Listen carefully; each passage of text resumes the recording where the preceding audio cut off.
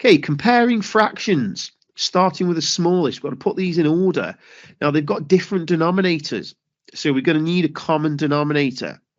So we're looking for a number that 15, 5, and 30 will all divide into.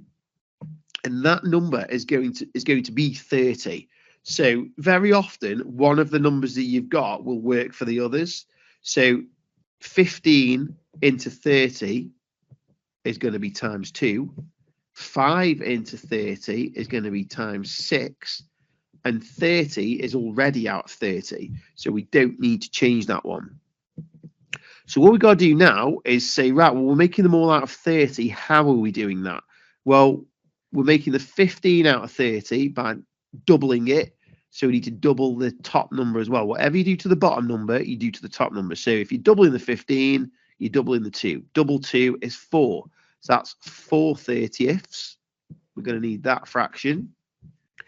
If we are making the 5 6 times bigger, whatever we do to the bottom, we do to the top. So we need to make the 2 6 times bigger. 2 times 6 is 12.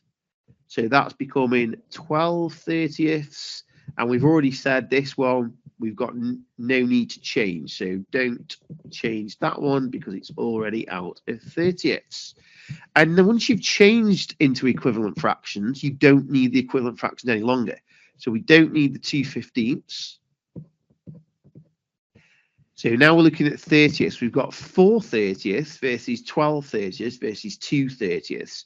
Now, when you're writing your answer, what you should do is you should write the original fractions, not the new ones that you've just changed into. So, but you should use the new ones as you're working out. So we've got 4 versus 12 versus 2.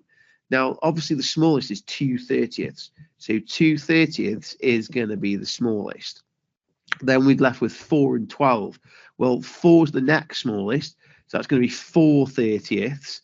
But we're going to write what it came from. This 4/30ths came from 2/15ths. So I'm going to actually write 2/15ths is the next one. And then obviously the biggest is going to be the 12/30ths, and 12/30ths came from 2/5ths.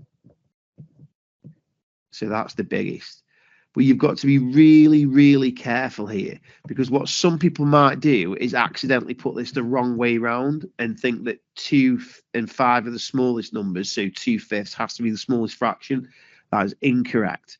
If you make everything out of 30 by using equivalent fractions, you will realize that 2/5ths is actually worth 12 out of 30, and that is actually the biggest one.